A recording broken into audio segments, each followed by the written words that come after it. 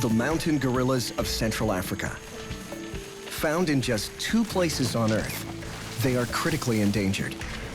Even eco-tourists could expose them to disease. But a team of veterinarians is making house calls for gorillas, bringing them back from near extinction. Who gets to save a species from extinction every day? It's extreme conservation, and it seems to be working. But what's the price of success? If we're vaccinating gorillas, you know, the same way that we vaccinate human children for everything, are they still really wild? Does the future of these gorillas depend on radical human intervention? Or is this going too far?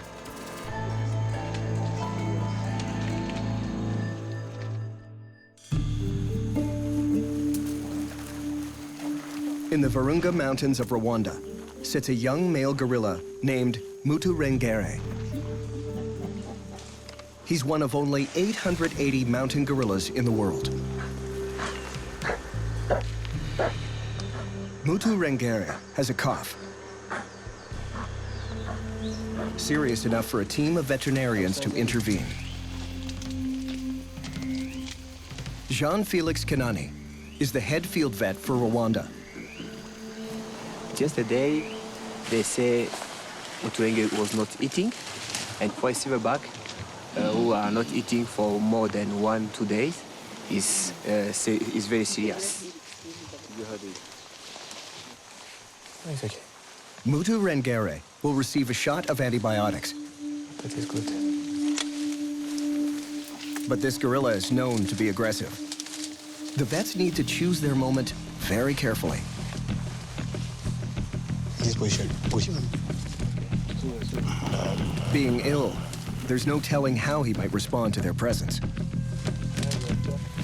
Mutu Ranger knows what dart guns look like, so the vets need to conceal them at all times.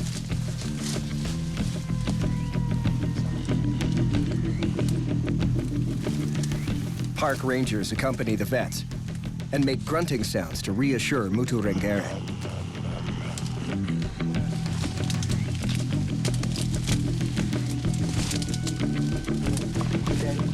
Finally, the vets have a clear shot.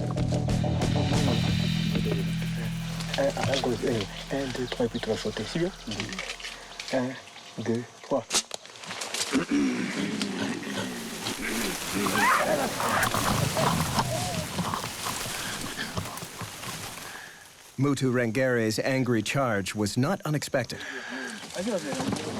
Buddy, are you okay? Yes, okay. Where did you get it? We got him on the leg, but as we have... Upon contact, the darts delivered the medicine. I think it's okay. Yes. Both that went down. Trackers will return tomorrow and report back to the doctors on Mutu Ranger's condition.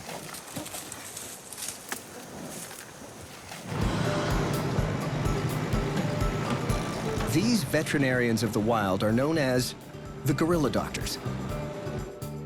Their mission is to bring the mountain gorilla back from the brink of extinction, one gorilla at a time. The gorilla charged, everybody ran away. Yes. But I would like to talk about the case. Back at Gorilla Doctors headquarters, the vets swap stories of run-ins with today's patient. Mutu Ranger, he was looking specifically at me. So I was trying to dog around the team, and it's like, he gave me a beat on here, and I stayed 2 minutes. I was just down, and he was just trying to protect his family. And Yeah, right. So the scariest time for me is when we Canadian Mike Cranfield is the director of Gorilla Doctors. I went to vet school to be a dairy practitioner. And during the summer months, I became a zookeeper at the Riverview Park and Zoo in Peterborough. So first, we've got to start with our anesthesia drugs, right? So you can well imagine that I never, in my wildest dreams, thought I was going to be coming to Africa to be a veterinarian, let alone on the mountain gorillas. The Gorilla Doctors practice extreme conservation. So you're not going to get samples out of Rwanda? You can just imagine the thrill, because what you're doing on a day-to-day basis really affects their outcome as a wild population. Okay. So you would have to redo this every time? It's an intense approach that includes not only medical interventions, but constant research on all the threats the gorillas face. need to leave like at 7 in the morning. The doctors keep a daily watch on the wild gorillas. We need to at least to I'm leaving Saturday. And at least twice a week, the gorilla doctors do the jungle rounds themselves. The world's last surviving mountain gorillas are confined to just 2 small pockets in Rwanda, Uganda, and the Democratic Republic of Congo. You all set? This is like a perfect storm here. You've got a wild population of animals that reproduce rather slowly, highly susceptible to human diseases in a very crowded area. I mean, it's just like a time bomb, and we're always concerned that we're going to pick it up quick enough and be able to respond to it. As well as working in Rwanda, Mike regularly crosses the border to the Democratic Republic of Congo for meetings and field visits to the gorillas. But political turmoil there can make that a very risky venture. Yeah, the Congo's a little bit different because of the unrest. There's not as many tourists and stuff, so it seems a little bit more natural. But it can be dangerous. Straight from the border, Mike heads up the mountain to the forest. The road is only 8 kilometers, but it's at least 2 hours by car.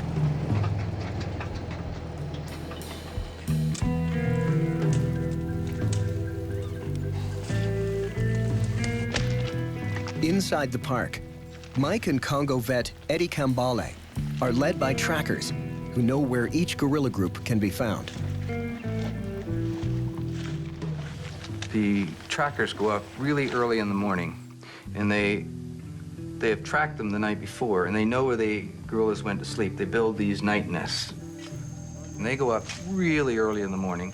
They get to the night nests, and usually the gorillas have left, but they follow the fresh trails. It's a 4-hour slog. Some of the gorillas live nearly 3 kilometers up the mountain, and the weather goes from sun to rain in minutes.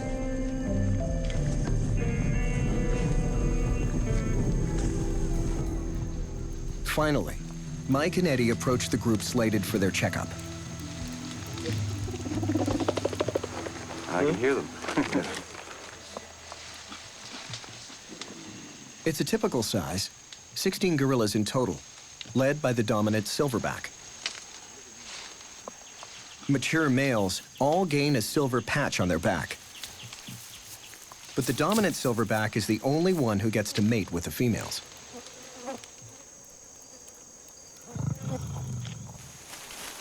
So relations between adult males can be tense. There's always a younger one waiting to take over.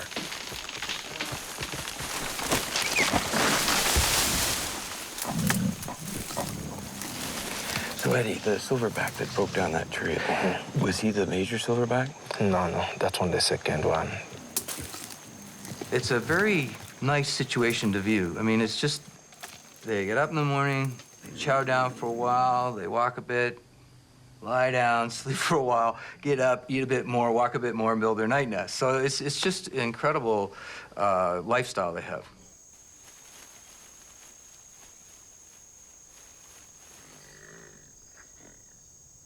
Grooming is another big part of the day. It's done to remove ticks, but also to strengthen the bonds between individuals.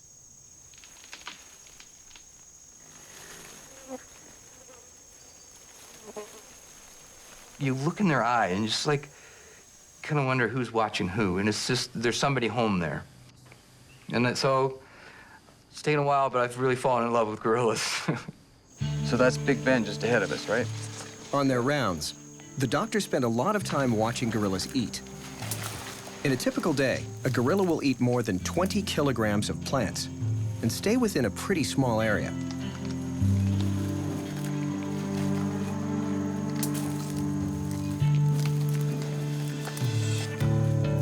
That makes it easier for the doctors to find and care for them.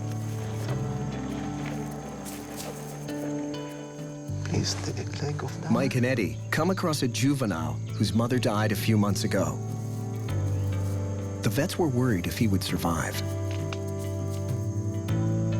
But there he is, right beside the dominant silverback. And it's really important for us to find out its age because it's doing really, really well. without its mother, although the silverback's, you know, protecting it, obviously. And that would help us make decisions when a female dies and has a baby in the forest, whether we can leave it or whether we should bring it out as an orphan. Looks like a good father. Yep. Every gorilla here will be monitored daily for any sign of sickness or injury. So you just... Baby and banana baby. These are not seen if you don't circle them, right? Yeah. Respiratory rates, feeding and activity levels, there's a checked box for everyone.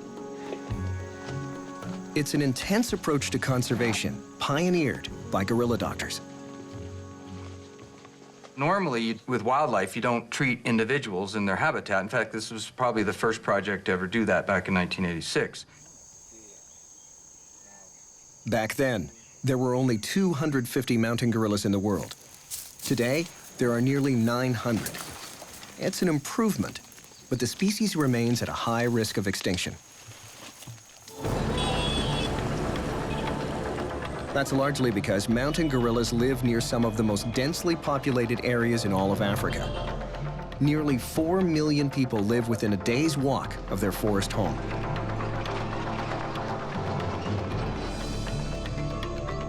Most of those people eke out their living by farming. The threat of gorillas getting diseases from farm animals is massive. So the gorilla doctors also act as disease detectives, trying to root out infections before they happen. When you think about disease transmission, you look for critical control points. The flashpoint for an outbreak could be on any one of the farms that extend right up to the gorilla park. Accompanied by a local vet, Mike arranges for an inspection of this farmer's cow. Cattle have numerous diseases that can be transmitted to the great apes. And it's amazing, there's no buffer zone. I mean, that side of the wall is where the gorillas are, and this side is the community. That wall is regularly breached by gorillas looking for crops to raid. Right? You've seen the gorillas. Yes, last week I saw Agasha group coming from this mountain, coming to intercept with the cows here. Gorillas in contact with cattle who are in contact with people is a bad combination. We did a scientific project where the parasites from the people, the cows, and the gorillas were so genetically similar that they must have been passed from one to the other.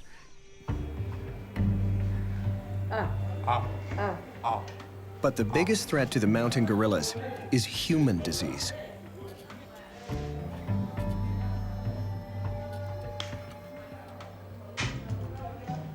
To root out the paths an outbreak could take, Lori Harris, a vet student from University of California, is collecting medical samples from park staff and villagers. So we'll look at any virus we find from each of the human groups and each of the primate groups and compare those all together to see how similar they are to each other. Gorillas share 98% of their DNA with humans, which means they can share our diseases too. And with no immunity, they could die from even a human cold. Respiratory disease is the second leading cause of death in mountain gorillas. We think that one reason that the outbreaks have been so severe is because the gorillas are what we call naive to these viruses. They haven't been exposed, just like a person who hasn't been vaccinated against a disease and is exposed to it can become very ill. And not far from the mountain gorilla's home, a deadly and highly infectious disease called Ebola is ravaging other great ape populations. Thousands of gorillas and chimpanzees are being lost western lowlands due to Ebola. And I'm sure it would have the same devastating effect on the mountain gorillas. Then I would go in and vaccinate these animals before they get hit by a disease. From a medical perspective, it makes total sense to vaccinate them. Martha Robbins is a primatologist at the Max Planck Institute and a world expert on the mountain gorilla. But she doesn't share Mike Cranfield's medical perspective. If Ebola came through here, the whole population could be wiped out. We could be left with 20 gorillas. But does that mean that we start vaccinating you know, where do you stop? And if we're vaccinating gorillas, you know, the same way that we vaccinate human children for everything, are they still really wild? These are supposed to be wild gorillas, and we're supposed to leave them in a natural situation. But when you have tens of thousands of people visiting them in a year, and you've got them into a very small, tight park with very sharp borders, and then the highest population density of all Africa right around them, that's not too natural a situation.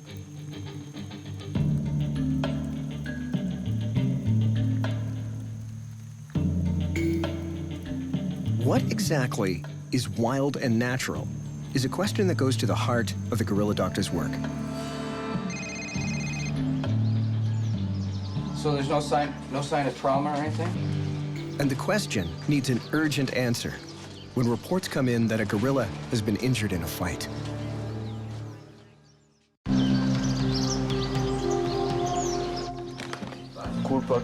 Yeah, Coolpax is here. Back at Gorilla Doctor's headquarters, the vets are packing. Trackers have reported that a dominant silverback has been injured in a fight, and the gorilla doctors need to act quickly. In case. They call us for a case of gorillas not behaving normally, not eating, just not moving. And for us, it's a big, serious problem. The injured silverback also happens to be the leader of Mutu Ranger's group. The young adult male darted with antibiotics.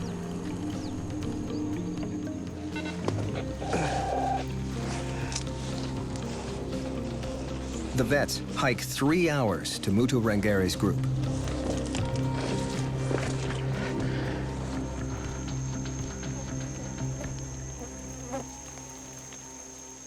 They find a few females. And they find Mutu Ranger, always on guard. But the group's leader is not with them. If he is wounded, he may have become separated from the group. The team is packed for every eventuality. If necessary, they're prepared to operate right on the jungle floor. But if this gorilla was injured in a natural fight with another gorilla, should the doctors intervene? Some veterinarians, you know, if this was happening in a zoo, they would treat every individual that got an injury. But if we're looking at it from a population perspective, where animals have normal life courses, and some of them naturally, if humans weren't sticking their noses in the business, would die from these injuries. For their part, gorilla doctors say they take in many points of view before acting. When we make a decision to intervene, it's a wide input from a variety of different people. MDs, agricultural veterinarians, we've got ecologists, we've got epidemiologists, and we try to hear everybody's ideas because we're veterinarians, we're really proactive, and we believe in preventative medicine. Back in the jungle, one of the trackers makes a discovery. The vets race to the scene.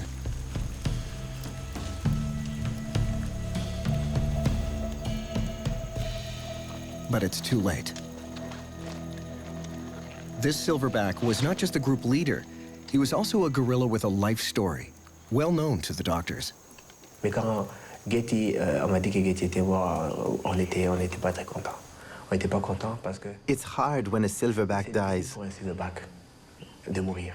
He's got a whole history, a family to protect. Une famille à protéger. During the fight, this silverback had his neck bitten, and then an infection took its toll. He have like a small infection there, and also it became all on the body, you know. It's like doing like a septicemia, you know. The gorilla will be carefully carried out of the jungle to the lab for an autopsy to see if the doctors can learn more about his death.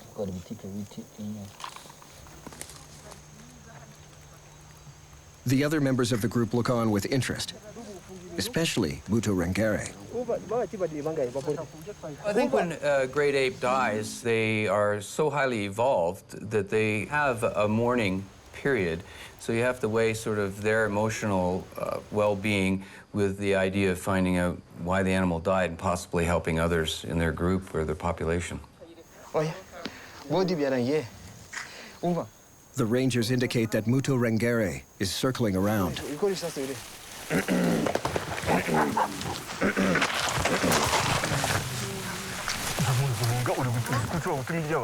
It seems that he's not ready to say goodbye just yet.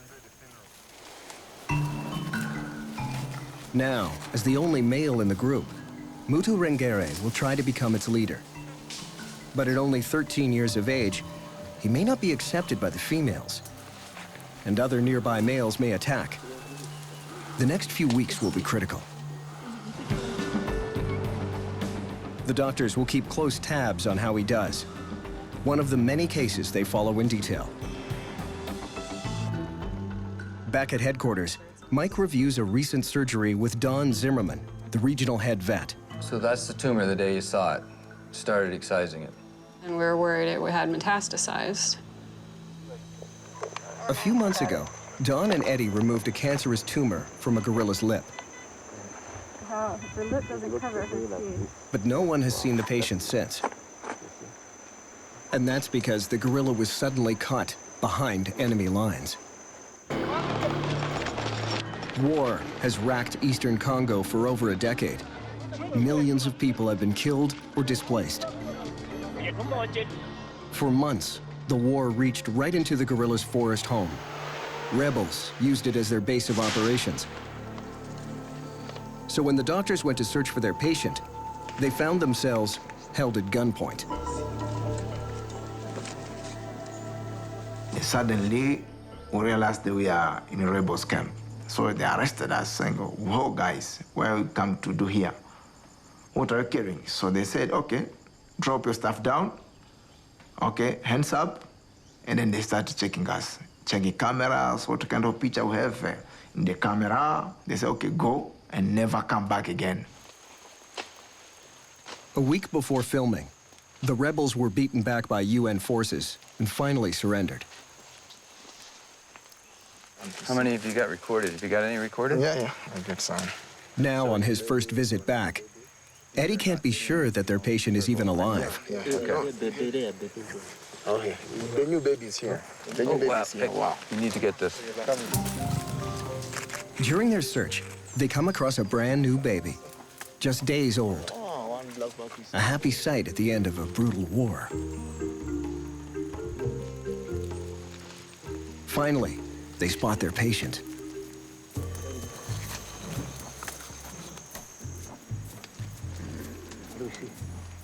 Between your shots and mine, we got a pretty good look at it. And it's amazing how well she's using that side of her mouth, eh? She's where she wouldn't touch it before. Excellent. Good day, eh? Really. It's good news, and Mike and Eddie are relieved. All of these gorillas, despite the years of conflict, have fared well.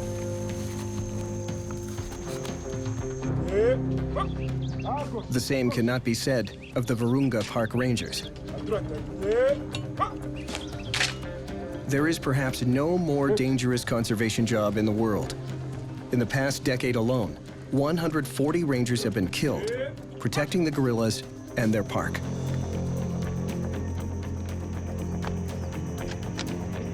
They don't call it extreme conservation for nothing. Without these rangers, there's no way gorilla doctors could do their work. That's a fact Chief Warden Emmanuel Demerode, who oversees the whole of Virunga Park, knows well. Mountain gorillas have actually increased in numbers since the war started in 1994. And that's very much the result of a small team of Congolese rangers who have never given up.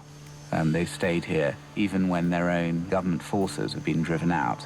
They've consistently stayed behind and continued to protect the park, often at an incredible cost.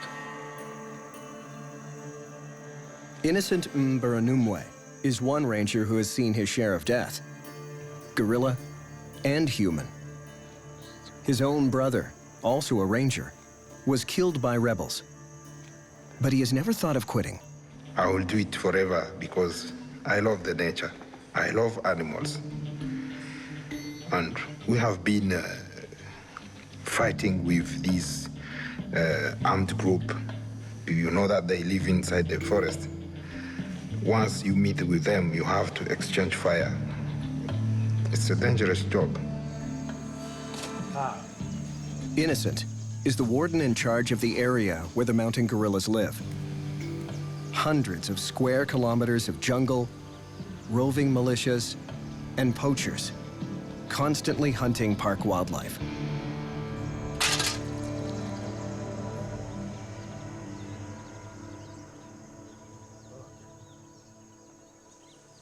More than half of all gorilla doctor interventions are due to snares like these. Snares are set for other animals other than the gorillas. Now, when they're set, the gorillas sometimes are curious and they're going through the habitat and they get caught in the snares, and then it becomes possibly even a life-threatening situation. But if we were not here taking those snares off, they would probably lose that hand. But the greatest threat to the gorillas in the park is the habitat destruction caused by a massive charcoal industry. As the only fuel source in the region, the large-scale charcoal trade is worth over $30 million a year.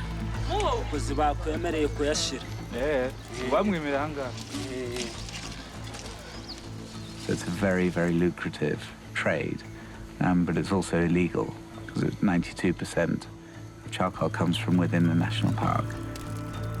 It's an illegal trade and ruthless. Just how ruthless was made clear in 2007. We got a call saying that there is a massacre here in Virunga. The gorilla doctors packed their gear and hiked through the night to find a devastating scene.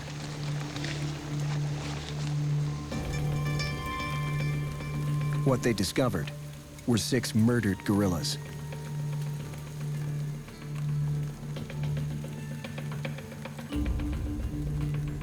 All the bodies were just left. And some of the bodies, some of the females were left with live babies sitting on them. The gorillas had been killed by the charcoal mafia, angry that park rangers were shutting down their business. It was pretty bleak days, very bleak days. But despite the tragedy, not everything was lost. Against all odds, 2 infants found beside their dead mothers were rescued. 6 years later, those orphans are thriving, thanks to the man who rescued them, André Bauma.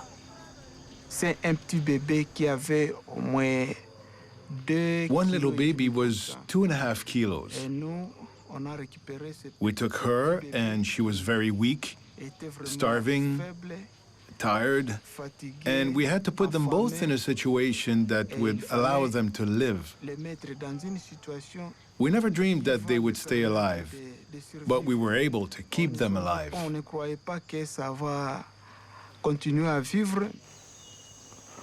These orphans, Ndeze and Ndakasi, are the first mountain gorillas to ever survive in captivity.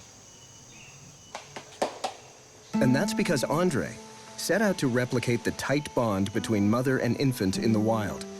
Close contact, 24/7, for over 3 years.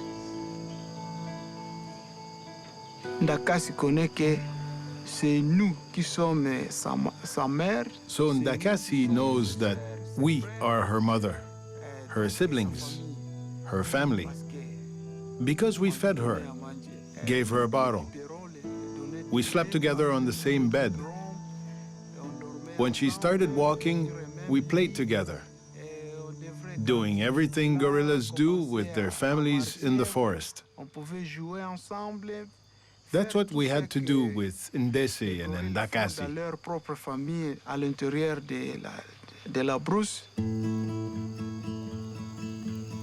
Ndakasi and Ndeze are 6, and Maisha, a 3rd female, is 10. And there's a new orphan about to join their ranks. His name is Matabishi. The Congolese Park Authority suspects he was a victim of poaching.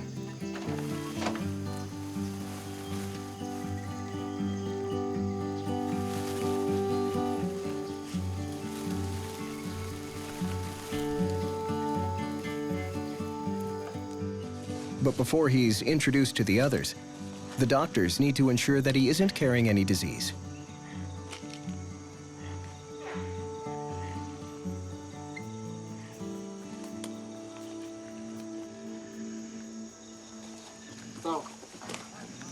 Good. Bring her on down then. Okay, I'd like her head at this end.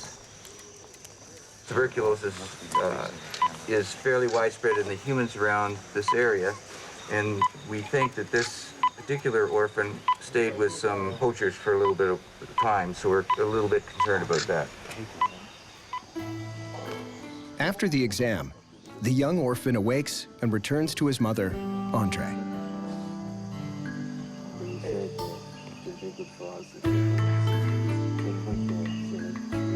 Because of its close contact with humans, this little gorilla will likely never be reintroduced to the wild. The risk of it carrying a human disease into the forest is too great. In fact, the doctors have discovered these gorillas are already carrying a human disease.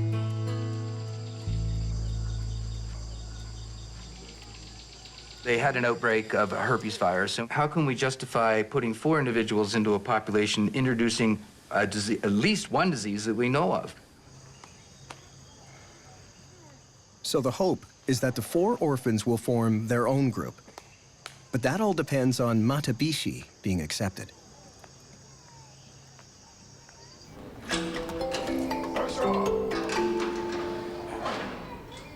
Maisha, the oldest orphan, is the one who will meet him first. The introduction is done in a cage, because if Maisha attacks Matabishi, the vets can separate them quickly. But in fact, Matabishi's instinct to bond wins her over completely. For a female gorilla who never held her own baby, it couldn't be more natural. Soon, the two are inseparable.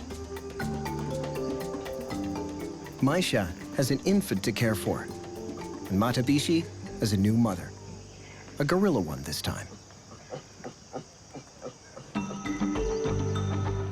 Returning to Rwanda, Mike gets up to speed on Mutu Ranger, the young silverback thrust upon the throne after the death of his leader. Then another silverback comes in, there's lots of babies in that group, right? So what are the chances of him being able to manage that group?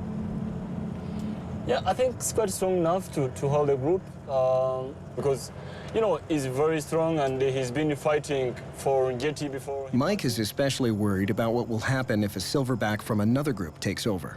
If another silverback comes in, all babies will be killed because that man will want the females to come back to cycle so he can produce his. So this is a pretty major deal. So that will be very tough in terms of conservation because we lose main babies. With so much at stake, Noel and Jean-Felix go up to check on Mutu Ranger later that day.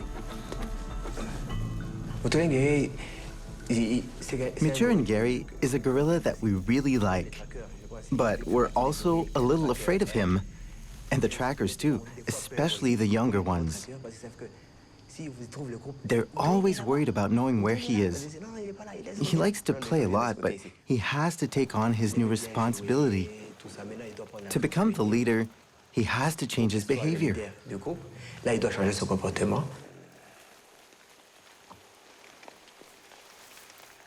Mutu Ranger's attempt to become group leader is not working. The other gorillas are not convinced he has what it takes, and often leave when he comes near. It's rare for a male to acquire a dominant position until they're 16 or older. So I would say there's a very good chance that he's going to be challenged. Male-male competition is extremely strong in gorillas. So males, as they mature, they become more powerful, they become much stronger, and then there'll be a period where they're really in their prime. Only 13 years old, Mutu Ranger is not in his prime, but he's no ordinary gorilla either. When Mutu Ranger was 3 years old, he disappeared. That had never happened before. That a 3-year-old takes off and leaves not only his mother, but the whole group. The trackers couldn't find him, so we all assumed he was dead. We even took his name off the group list.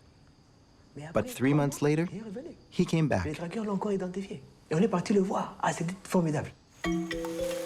Clearly a maverick, maybe he can succeed against the odds.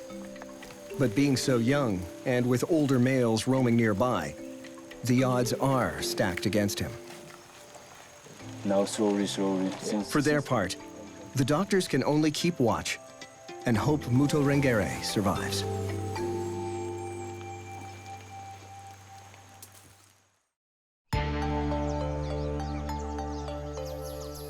It's a beautiful morning at Volcanoes National Park in Rwanda, Rwanda. The park is full of tourists fulfilling their dreams.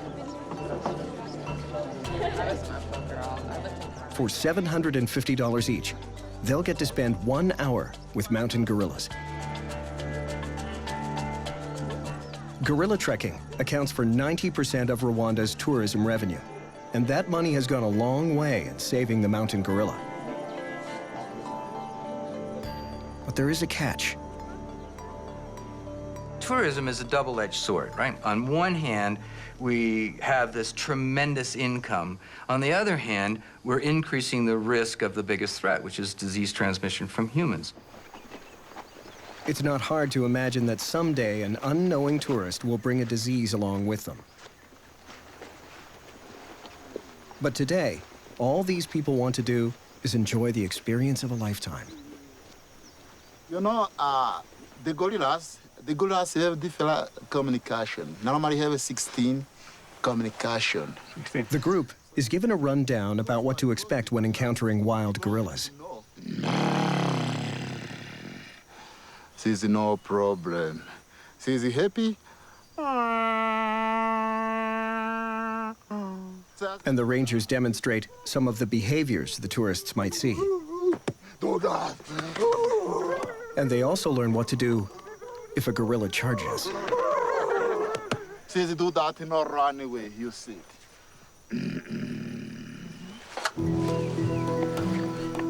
And with a simple step over this stone wall, the world of the mountain gorilla awaits. Okay, go there. This is the Hirwa group.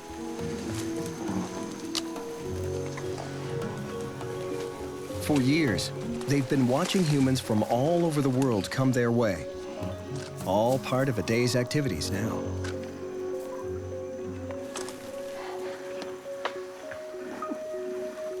It really is quite a special thing. I mean, these are very big, very powerful animals, and they're letting us into their lives. I mean, can you imagine having 8 strangers sit down in your living room with cameras for 1 hour every day? The tourists are limited to 8 people per group. Still, in 1 year, these gorillas will allow more people into their living area than the average person will in their lifetime.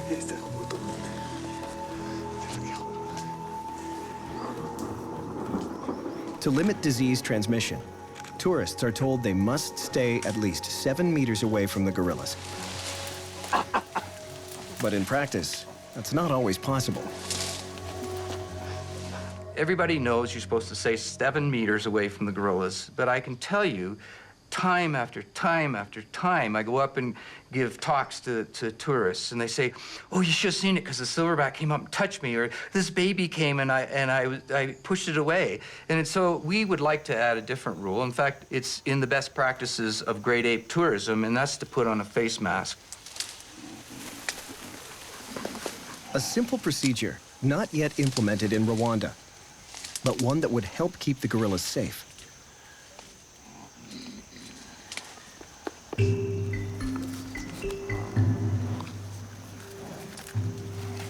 None of the interaction between tourist and gorilla would be possible if the gorillas were not habituated to the presence of humans.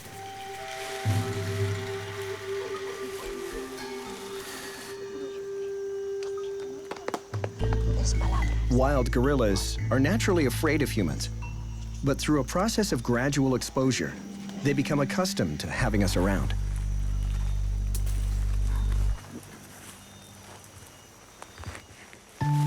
But what effect habituation has on gorillas is not so clear. Knowing how much the gorilla's behavior changes during habituation is a bit tricky because we can't watch unhabituated gorillas. So we don't really know, but the assumption is that once a group is well habituated, their behavior doesn't really change much at all. Essentially all we know about the mountain gorilla has come to us thanks to this ability we have to get close to them. And there's still much about them we're trying to learn. For example, their diet. Gorillas are primarily vegetarians, and they carefully select plants that are high in proteins. If you're also watching how these gorillas eat these foods, you can see that many of them, they're processing, where they're pulling the bark off to eat the inner pith and so forth. And then that leads to the question of, well, how do they know how to do this? Do gorillas just automatically know how to process these foods? We're not born knowing how to use a fork. Or is it that the young gorillas, by watching or just by associating with their mothers or other gorillas, that's how they actually learn how to process these foods? One thing that's quite interesting is studying gorillas in different places and looking for variation that we see. For example, in this population, and we've even seen it today with the female, with the very young babies, they'll pick them up and they sort of drape them on the back to place them on the back of their necks, whereas in Bwindi, we don't see that behavior. They have extremely long lifespans, and to answer a lot of questions we have about gorillas, even very basic questions, takes decades. Currently, 95% of the gorillas in Rwanda are habituated. The remaining 5% live deep in the forest and flee from humans. So there are benefits to having habituated gorillas, but there are also risks where exposing them more to disease. They're more vulnerable to poachers. If a group of poachers comes in, they're going to be less likely to run away. In the bamboo forest, Mike and Martha come to see a female gorilla who lost her hand in a snare. So this is the mother with the 3-month-old baby? Yeah, it's pretty neat that she can handle it without her left hand. Yeah, but I think they're quite dexterous, and they have to learn to adapt even after things like that. I mean, maybe the injury happened when she was a kid. The baby's fallen asleep. But while there are risks to habituation, it was Martha's own study that showed that the habituated population is growing faster than the unhabituated one, in large part thanks to gorilla doctors.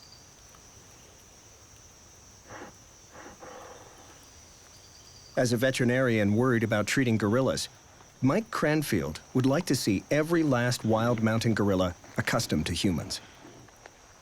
If you have a disease enter into the habituated groups, it could be past the unhabituated groups, then we wouldn't be able to monitor them or treat them. So I think actually it's a little bit dangerous. But that idea raises a number of questions for Martha Robbins. One of the challenges of conservation for great apes is that they're found in areas with extreme poverty, with extreme socioeconomic problems. And so another ethical issue that comes up very quickly is, where should the money be spent? And this is a very complicated issue, without a doubt. And is having every gorilla accustomed to our presence simply too extreme? Are those mountain gorillas still the same mountain gorillas that they were 50 years ago? Or have we created a zoo of 400 square kilometers where we don't have to feed them because the food regenerates, but we're going out and treating them in every other way, the same way that we would treat zoo animals? Nobody wants to let go of the feeling that there's still a wild population. And so there are people that wish we'd be less aggressive, and there's people that wish we'd be more aggressive. So we walk this fine line. But when reports come in of a baby gorilla caught in a snare, there's no debate about what to do.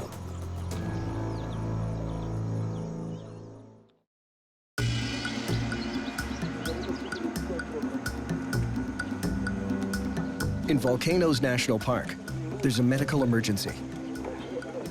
A baby gorilla has been caught in a snare and the gorilla doctors need to act quickly. The infant is free from the snare, but still has the rope around its wrist. A tight rope can cut off circulation and cause serious damage. The vets discuss the plan. They'll need to sedate the mother. She won't let them near her infant otherwise. And this group has 3 silverbacks who will all attack if they feel the baby is threatened. 2 silverback down there, in front of that female.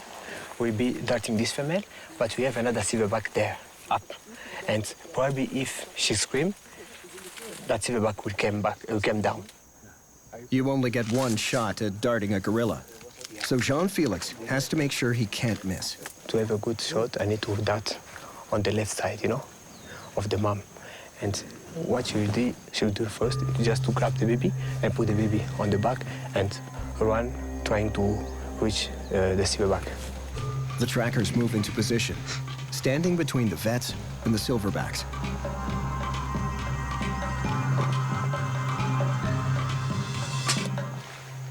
Jean-Felix shoots. The dart delivers the sedative. The vets wait for her to go to sleep and then approach the baby. And then the baby starts to scream. And the silverbacks attack.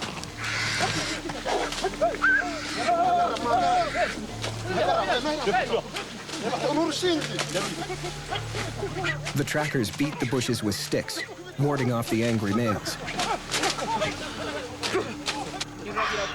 Jean-Felix and the team get to work. The rope is on tight.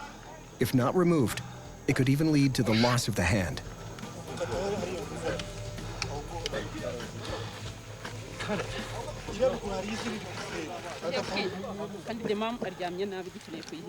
The baby's arm will be fine. But suddenly, the mother is having trouble breathing. The silverbacks have not backed down. Jean-Felix checks her heartbeat. The mother will be all right. All interventions are stressful, for everybody. Even the vet, even the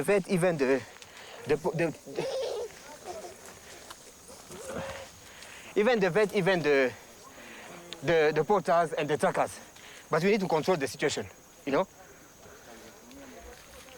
But the mom is feeling the baby, and the baby with the mom is okay. And the group is close. We need just to wait where she'll be recovering, and she will join the group.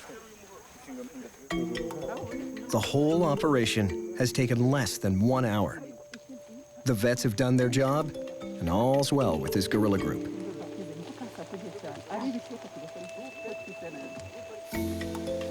But can the same thing be said for Mutu Ranger and his family? Jean-Felix and Noel head out early morning and are surprised at what they see. They find Mutu Ranger feeding with the whole group. The females are all around.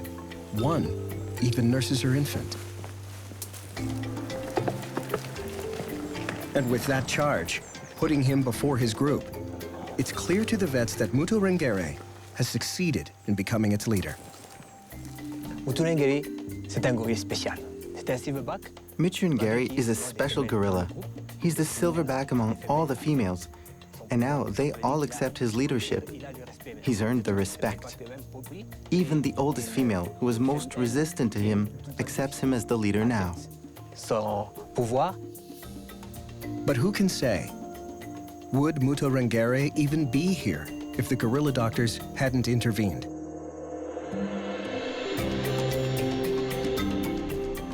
While their methods raise questions about how wild the gorillas should be, the vets will just keep working to save them, one gorilla at a time.